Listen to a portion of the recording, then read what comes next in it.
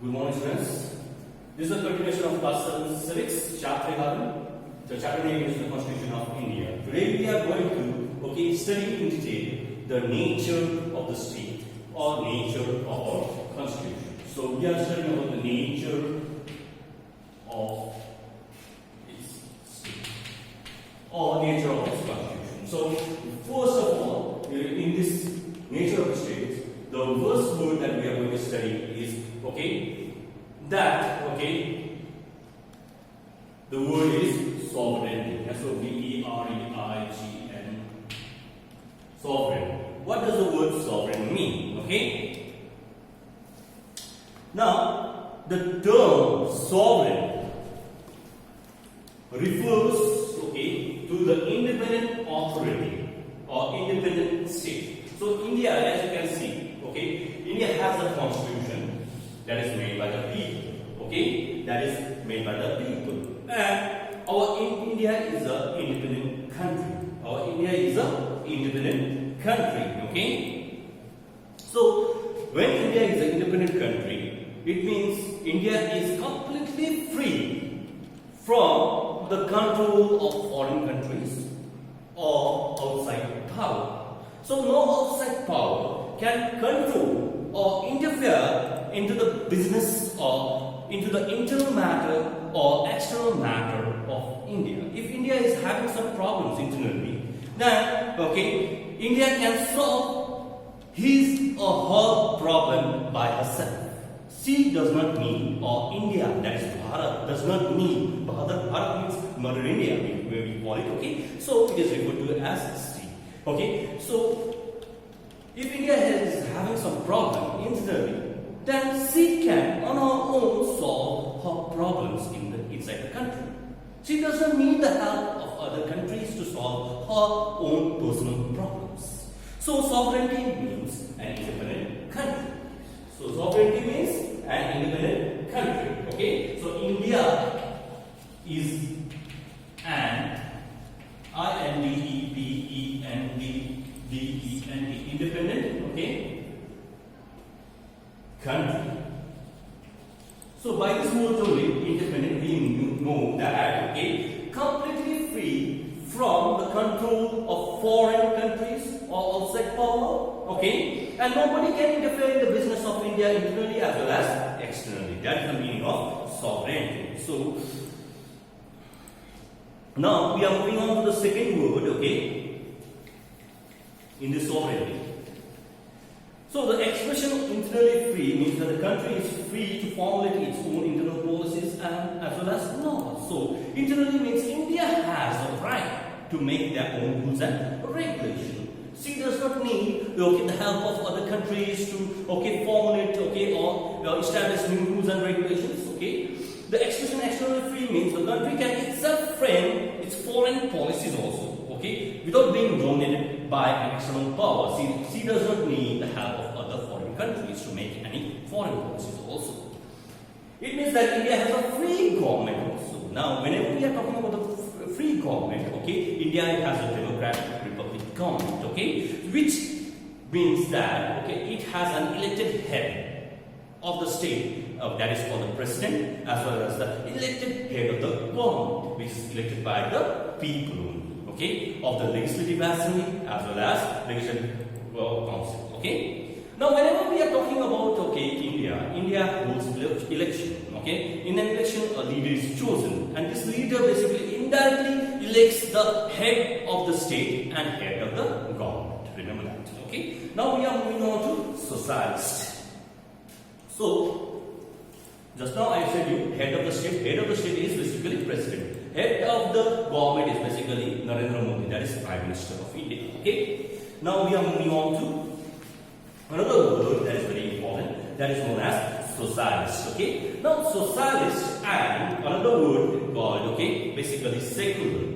The second word that you find in your book in page number 108 and 109. These two words, socialist and secular, was added in the preamble, in the Constitution of India by the 42nd Amendment Act of 1976. So socialist means what? The second most important point that we are studying of nature of the states or nature of the constitution is SOCIALIS, socialist. Socialist means social and economic equality.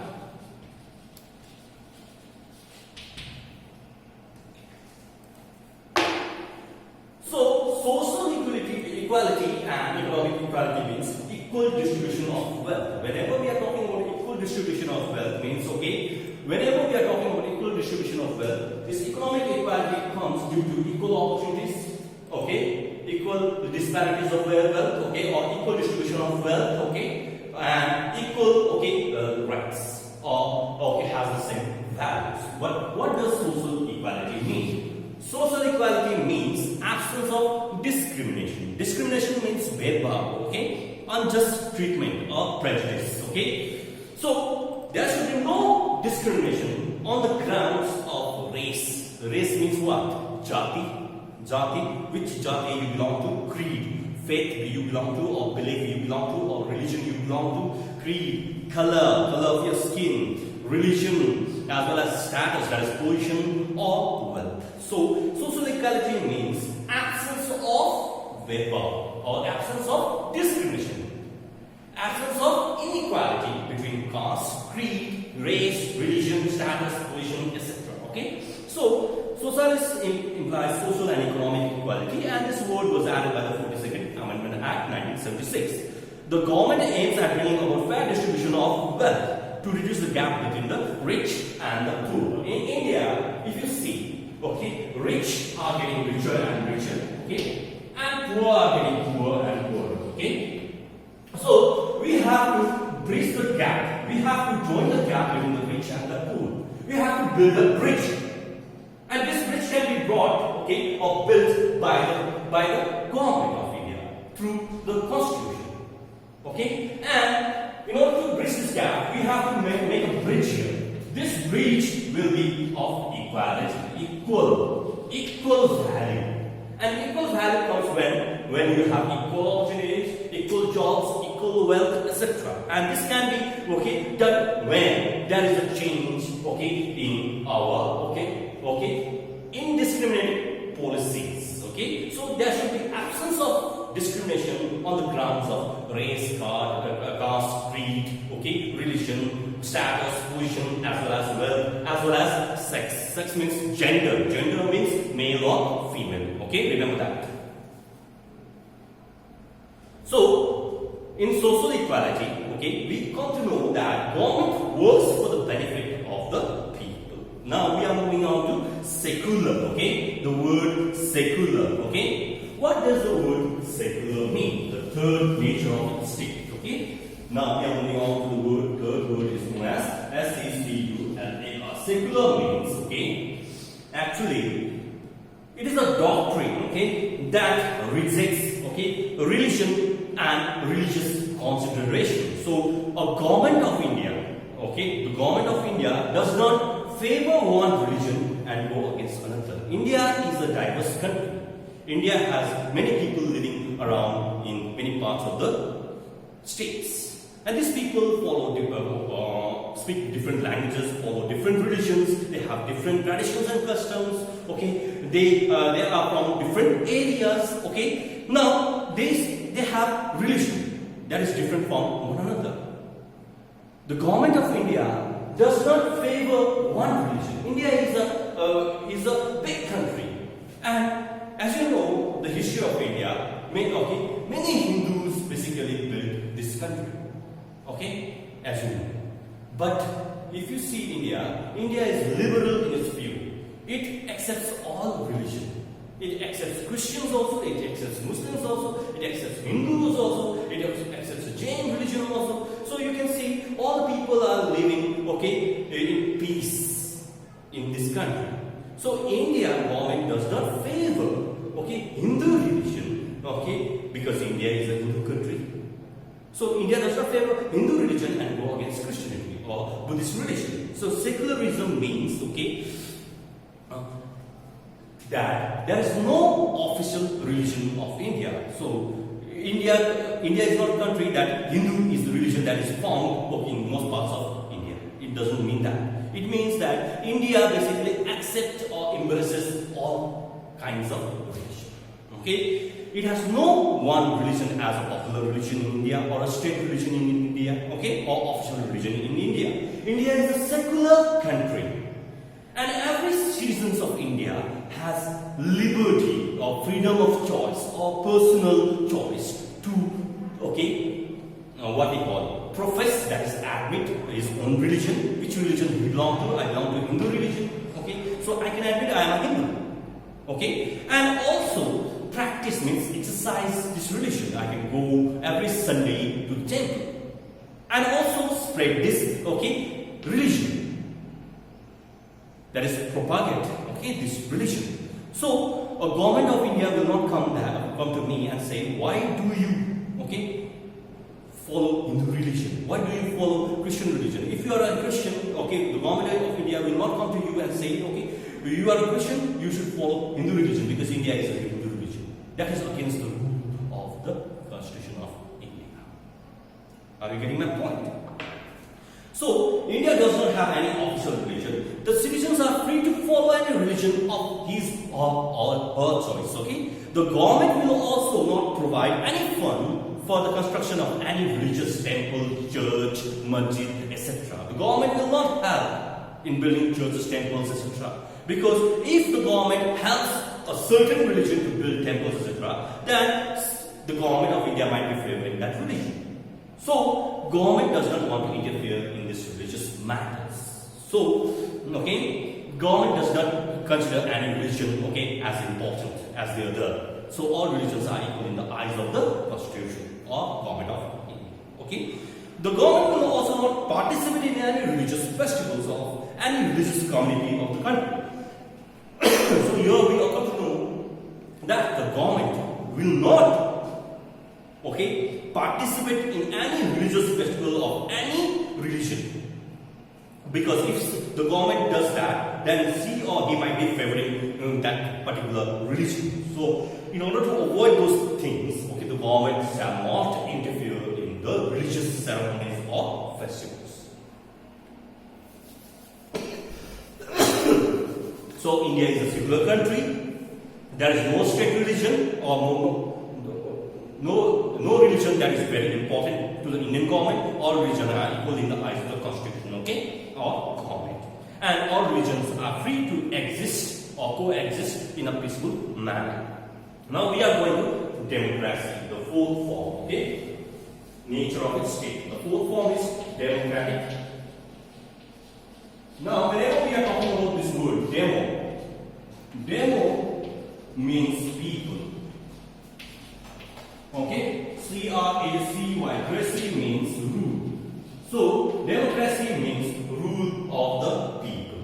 So, whenever we are talking about the rule of the people, okay, we come to know that India is a democratic country. Okay? India has a democratic form of government. So, India has a democratic form of government. So what type of government does India have? India has a democratic form of government, okay? So this government is basically elected by the people. So we come to know that, okay, democratic government means, okay, democratic government means government of the people, number one, okay, of the people, government, okay, for the people, and government, okay, by the people. Okay. So here in the book also is written that. Okay. So now, a democratic government has government of the people, government for the people, and government by the people. Okay. Now, actually, India has, okay, democracy, and democracy is of two types: direct and indirect. We follow, okay, or India follow an indirect form of democracy, which is also called a representative form of democracy. Now, representative means leader. Now, leader, okay, of our nation, of our ward, of our town, of our country, okay, as well as of a state is chosen by the people. He is chosen through election, okay, through universal adult franchise. Now, what does universal adult franchise mean? It's written in the book in the pink or red color. Okay, universal adult franchise. This means that every citizen who have basically attained 18 years of age has the right to vote through universal adult franchise, that is through election. And this citizen should be of sound mind. Sound mind means he should be, okay, good. He should not be abnormal. He should not be below normal. Are you getting my point? He should not be mental or lunatic person. Okay? He should not have proper sense. So, a citizen who has attained 18 years of age and has a sound mind has the right to vote in an election, or right to cast a vote in an election. Okay? So, these leaders basically are chosen by the people, and okay, through universal adult franchise after every 5 years. So let's read this one. Democratic government is a government of the people, by the people, and for the people. In India, the people participate in government formation at all levels. You find election at all levels, in the union also, in the state level also, in the central level also, as well as in the local self-government in rural areas also. Okay, and this is done through universal adult franchise. Okay, and this election is done after every 5 years. This is known as democracy. Now, democracy means what? Democracy means, okay, we elect a leader. Okay, leader. Okay, just now we had an election. It was for legislative assembly. Legislative assembly. L-A-T-I-V. Legislative assembly. Okay. Number 2.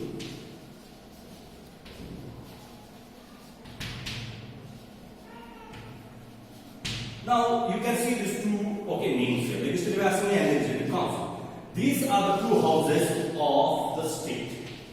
The state in which we are living is West Bengal. Okay. Now these are the two houses of the state. This is the bicameral legislature. Okay. Now we are choosing the member of the Legislative Assembly in this previous election that we had the day before yesterday. We had election, and the election was conducted to choose a leader to be the member of the Legislative Assembly. Now, he or the members of the Legislative Assembly has the right to indirectly choose the Prime Minister or the President of India. Are you understand? So, India has an indirect form of government or representative form of democracy. This means, okay? But in the center, we have Lok Sabha and Rajya Sabha. Lok Sabha and Rajya Sabha are the state center because we have parliament, but there are also two houses. So they become the two houses of the parliament in the center. They become the two houses of the state. Remember that. Okay? So here, when we choose a leader, the leader is chosen by the people. So it is chosen by the common people like us, because we voted, and we chose a leader to become the representative or leader of the legislative assembly. And this leader is made of the people. Of the people. So the government is made of people. It is not made of animals. Okay, government is made of people. Okay, and government works for the people. This means democracy. Okay. Now we are moving on to another point. That is the last point that we will study today. That is the republic. Okay, what does republic mean?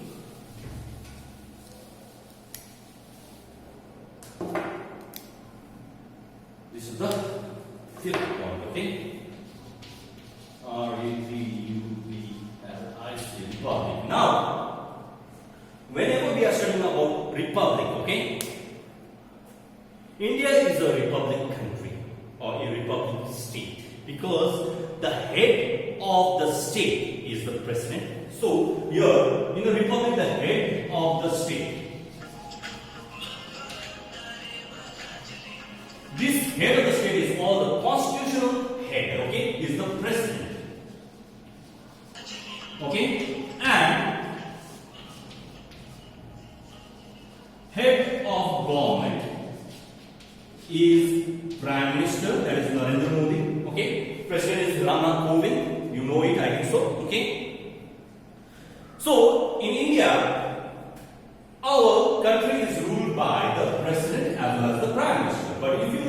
England.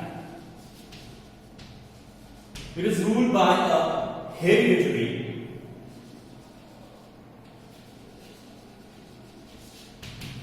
head or a nominal head or a titular head or a monarch. Monarch means, okay, the king or a queen. Basically is the head of the country called England. Okay. Now, India does not have a king or a queen. Okay. So, India is ruled actually by the president as well as the prime minister. Okay. Now, he is the real head. The prime minister is the real head. The most executive, the real executive power is found in the prime minister. Okay. But, okay, basically, the constitutional power is found in the president. Okay. So, the real head is the Prime Minister and nominal head of the state is the President of India, who is elected by the members of the two houses of the Parliament. Now, members of the two houses of the Parliament are basically Lok Sabha and Rajya Sabha. That time I was explaining you the two houses in the state and in the center. So, the two houses of the Parliament in the center is basically Lok Sabha and Rajya Sabha. Whereas the one of the houses also basically of the state elects or helps in indirectly electing the Prime Minister and the President, that is the state legislative assembly. Therefore, this voting, this election was very, very important. It was one of the major elections that we had, okay, day before yesterday, because this member basically has the right to elect a Prime Minister or the President of India. Okay. So, the President of India or the Prime Minister or any leader of a ward, of a town, of a state, okay, has a period, okay, to rule that particular area. Okay, the period of his tenure is only 5 years. After 5 years, we will have another election. Okay, are you understand? So, in England, we have the head of the state or head of the country as queen, okay, or a queen, a king. But here also we come to know that Prime Minister has the real power. So many of the things, or best examples, are borrowed by India from other countries. If you see that, okay. Okay, this much for today. Hope you find this lesson